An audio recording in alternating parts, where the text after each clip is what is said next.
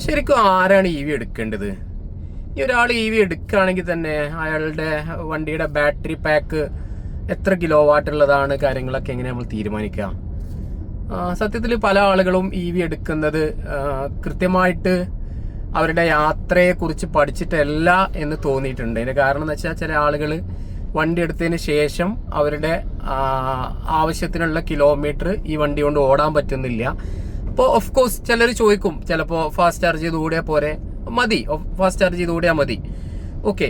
പക്ഷെ അവിടെ ഒരു പ്രശ്നം എന്താണെന്ന് വെച്ച് കഴിഞ്ഞാൽ, ഇപ്പോൾ ബിസിനസ് ക്ലാസ് ആളുകളൊക്കെ സംബന്ധിച്ച് സമയത്തിന് വലിയ വിലയുണ്ട്. അവരെ സംബന്ധിച്ച് ചിലപ്പോൾ ഞാൻ മലപ്പുറം ജില്ലയിലുള്ള ഒരാളാണ്. അവർക്കിപ്പോൾ ഒരാൾക്ക് ഇപ്പോൾ കൊണ്ടോട്ടിയിൽ നിന്ന് പെട്ടെന്ന് കോട്ടക്കലിലേക്ക് പോകണം, കോട്ടക്കലിൽ നിന്ന് അടുത്തത് കോഴിക്കോടേക്ക് പോകണം, കോഴിക്കോട് നിന്ന് അടുത്ത് വീണ്ടും മഞ്ചേരിയിലേക്ക് വരണം. ഇങ്ങനെ വരണം എന്ന് പറയുമ്പോൾ ചിലപ്പോൾ ഈ പറഞ്ഞ 300 കിലോമീറ്റർ, ഇപ്പോൾ ഇപ്പോഴത്തെ ഒരു 400 കിലോമീറ്റർ കിട്ടുന്ന വണ്ടി, നെക്സോൺ 45 കിലോ വാട്ടിൻ്റെ വണ്ടിയൊക്കെ 400-450 കിലോമീറ്റർ കിട്ടുന്നതാണ് കമ്പനി പറയുന്നത്. ഓക്കെ, ആക്ച്വൽ റേഞ്ച് ആയിട്ട് ഒരു 300-350 കിട്ടും. അഥവാ നമ്മളവിടെ ചിന്തിക്കേണ്ട ഒരു 175 കിലോമീറ്റർ എന്ത് ചെയ്യുന്നുള്ളൂ, ഒരു ഭാഗത്തേക്ക് നമുക്ക് യാത്ര ചെയ്യാനുള്ള അവസരമുള്ളൂ, ബാക്കി തിരിച്ച് നമുക്ക് റിട്ടേൺ വരണമല്ലോ. അപ്പോൾ അങ്ങനെയുള്ള കേസിൽ ഈ ആളുകളെ സംബന്ധിച്ച് ഈ ഫാസ്റ്റ് ചാർജിങ് ചെയ്ത് ഓടുക എന്നുള്ളത് ചിലപ്പോൾ അവർക്ക് എന്ത് ചെയ്യില്ല, അത് പ്രാക്ടിക്കൽ ആവണമെന്നില്ല, അതിനുള്ള സമയം അവർക്ക് ഉണ്ടാവില്ല. ഇത് ഡിപ്പെൻസ് ആണ്, ഓരോ വ്യക്തികളുടെ ഡിപ്പെൻസ് ആണ്. അപ്പോൾ എന്നെ പോലത്തെ ആളുകൾ, ഇപ്പോൾ ഞാനൊക്കെ ഒരേ ഷെഡ്യൂൾഡ് റൂട്ടിൽ ഓടുന്ന ആളാണ്. അപ്പോൾ നമ്മളെ പോലത്തെ ആളുകൾക്ക് എന്തല്ല, അതൊരു പ്രശ്നമല്ല. പക്ഷെ ഇങ്ങനെ ഒരു അൺസർട്ടൺ ആയിട്ടുള്ള ട്രിപ്പുള്ള ആളുകളെ സംബന്ധിച്ച് അവരൊക്കെ EV എടുക്കുന്ന സമയത്ത് കൃത്യമായിട്ട് പഠിച്ചതിന് ശേഷം മാത്രമേ എടുക്കാൻ പാടുള്ളൂ. എൻ്റെ ഓട്ടത്തിന് എനിക്ക് എത്രയാണ് എൻ്റെ ഒരു ദിവസത്തെ ഓട്ടം വരുന്നത്, അതുപോലെ ഒരു മാസത്തിൽ ആവറേജ് എത്രയാണ് ഓട്ടം വരുന്നത്. ഇനി അത് മാത്രം പോരാ, അവർ വേറൊരു കാര്യം കൂടി ചിന്തിക്കേണ്ടതുണ്ട്. ഈ രാത്രിയിൽ ചാർജിങ്ങിന് വേണ്ടത്ര സമയം കിട്ടുന്നുണ്ടോ എന്നുള്ളത് കൂടി ചിന്തിക്കണം. കാരണം നമുക്ക് AC സ്ലോ ചാർജിങ് ആണ് നമുക്ക് എപ്പോഴും യൂസ് ചെയ്യാൻ പറ്റുക.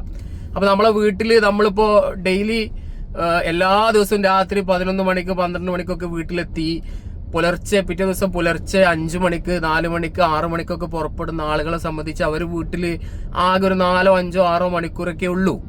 ഓക്കെ, അങ്ങനെയുള്ള ആളുകളെ സംബന്ധിച്ചൊന്നും EV എന്തല്ല, EV as of now practical അല്ല. അത് നമ്മൾ കൃത്യമായിട്ട് മനസ്സിലാക്കേണ്ട ഒരു കാര്യമാണ്. അപ്പോൾ അതുകൊണ്ട് അവർ ഈ വണ്ടി എടുക്കുന്ന സമയത്ത് ഓരോ ആളുകൾ എന്താണ് എൻ്റെ ഓട്ടം, എൻ്റെ ആവശ്യം എന്താണെന്നുള്ളത് അറിഞ്ഞ് മാത്രമേ EV എടുക്കാൻ പാടുള്ളൂ. അല്ലാതെ നമ്മൾ എടുത്തു കഴിഞ്ഞാൽ സ്വാഭാവികമായിട്ട് എടുത്തതിന് ശേഷം നമ്മൾ കരയേണ്ട ഒരു അവസ്ഥ വരും. അപ്പോൾ അത് ഒഴിവാക്കാൻ വേണ്ടിയിട്ട് ചെയ്യേണ്ട കാര്യം, ഒന്നുകിൽ EV ഉപയോഗിക്കുന്ന ആളുകളായിട്ട് കൂടുതൽ സംസാരിച്ച് കാര്യങ്ങൾ മനസ്സിലാക്കുക, അല്ലെങ്കിൽ യൂട്യൂബ് വീഡിയോസ് കാര്യങ്ങൾ റിവ്യൂസ് കാര്യങ്ങളൊക്കെ കാണുക, റിയൽ റേഞ്ച് എന്താണെന്നുള്ളത് മനസ്സിലാക്കുക. നമ്മൾ കഴിഞ്ഞ വീഡിയോയിൽ പറഞ്ഞതുപോലെ നമ്മളൊരു വണ്ടി എടുക്കാൻ ഉദ്ദേശിക്കുന്ന സമയത്ത് ഷോറൂമിൽ പോയിട്ട് കൃത്യമായിട്ട് ഒരു വണ്ടി ടെസ്റ്റ് ഡ്രൈവ് ചെയ്തിട്ട് 1% എത്ര കിലോമീറ്റർ കിട്ടുന്നുണ്ട് എന്ന് തന്നെ ഉറപ്പിക്കുക.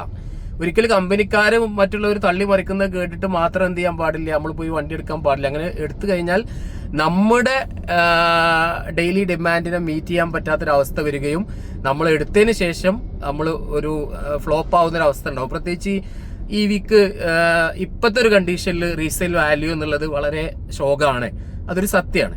ഓക്കെ, അപ്പോൾ അതുകൊണ്ട് വണ്ടി എടുത്തതിന് ശേഷം ഇപ്പോൾ നമ്മളൊക്കെ എനിക്കറിയാം, നമ്മൾ ഗ്രൂപ്പുമായിട്ടൊക്കെ ബന്ധപ്പെട്ട് പല ആളുകളും വണ്ടി എൻ്റെ ഒരു ഓട്ടത്തിന് പോരാ, എനിക്ക് ലോങ് റണ്ണൊന്നും പോണ സമയത്ത് എനിക്ക് അത്ര സൂട്ട് ആവുന്നില്ല, അത് വിറ്റാൽ എന്താ വില കിട്ടുക എന്നൊക്കെ ചോദിക്കാറുണ്ട്. ഓക്കെ, നമ്മളോട് ചോദിച്ചിട്ട് നമ്മൾ അതിൻ്റെ ആളായിട്ടല്ല, എങ്കിൽ പോലും അവരുടെ ഒരു സങ്കടം കൊണ്ട് ചോദിക്കുന്നതാണ്. ഓക്കെ, പക്ഷേ സത്യത്തിൽ EVയുടെ റീസെയിൽ വാല്യൂ എന്നുള്ളത് ഇപ്പോഴത്തെ ഒരു കണ്ടീഷനിൽ വളരെ ശോകമാണ്. ഓക്കെ, അപ്പോൾ എനിവേ ഏതായാലും വണ്ടി എടുക്കുന്ന സമയത്ത് കൃത്യമായിട്ട് എത്രയാണ് എൻ്റെ ഡെയിലി റൂട്ട്, എനിക്ക് ഓടാനുള്ള ദൂരം എത്രയാണ്, എനിക്ക് എത്ര കിലോ വാട്ടിൻ്റെ ബാറ്ററി ഉള്ള വണ്ടിയാണ് ആവശ്യമുള്ളത്, അത് എൻ്റെ ബജറ്റിൽ നിൽക്കുന്ന വണ്ടിയാണോ എന്നുള്ള കാര്യങ്ങളൊക്കെ കൃത്യമായിട്ട് പഠിച്ചതിന് ശേഷം മാത്രം വണ്ടി എടുക്കുക. Okay, thank you.